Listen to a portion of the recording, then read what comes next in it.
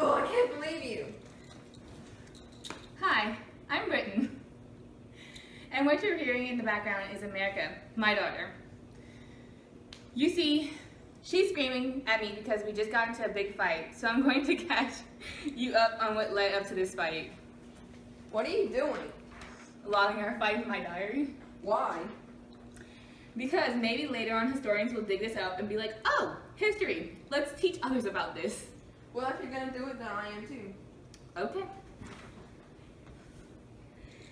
So, back to the beginning when this all started. Tensions had been building between colonists and the British Army, British authorities, attempts by the British government to raise revenue by taxing the colonies. Notably, the Stamp Act of 1765, the Townshend tariffs of 1767, and the Tea Act of 1773.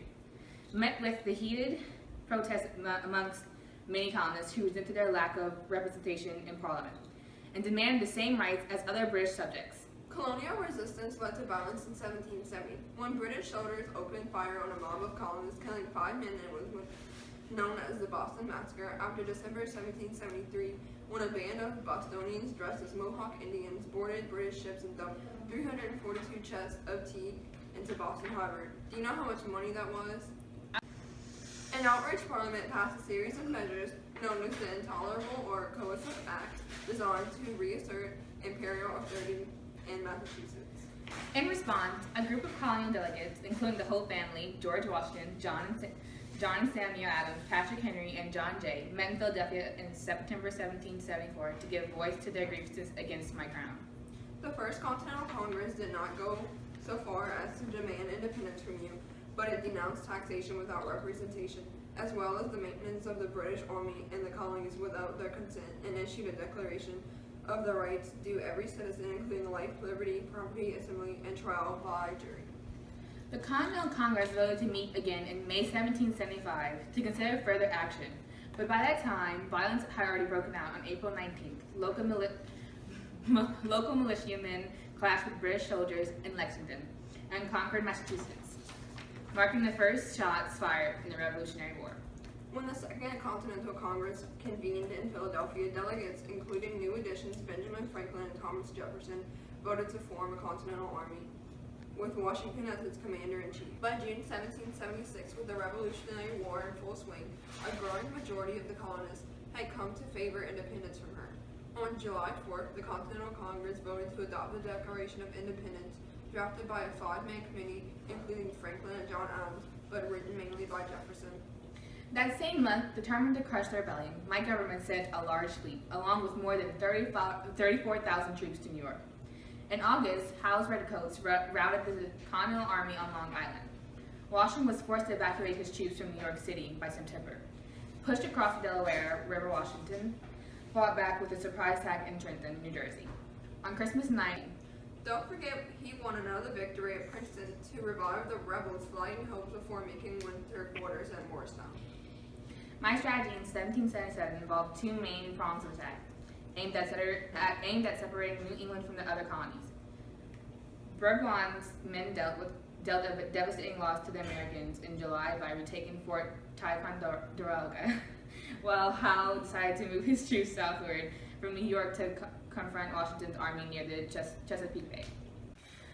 I defeated the Americans at Brandywine Creek, Pennsylvania on September 11th and entered Philadelphia on September 25th. Washington rebounded to strike Germantown in early October before withdrawing to winter quarters near Valley Forge.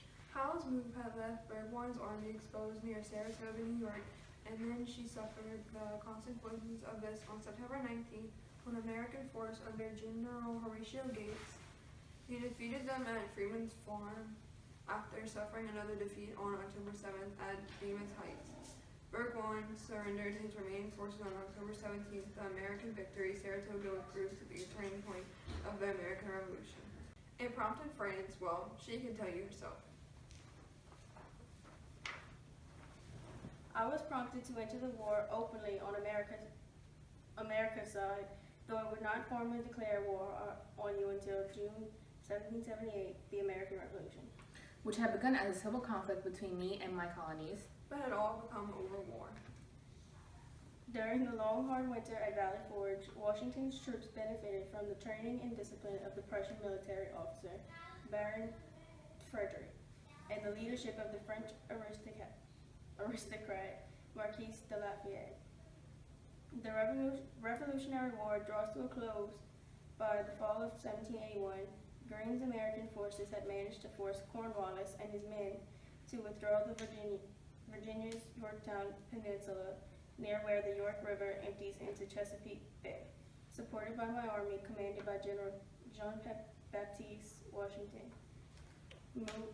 Moved against Yorktown with a total of around 14,000 soldiers, while a fleet of 36 of my warships offshore prevented British reinforcement or evacuation.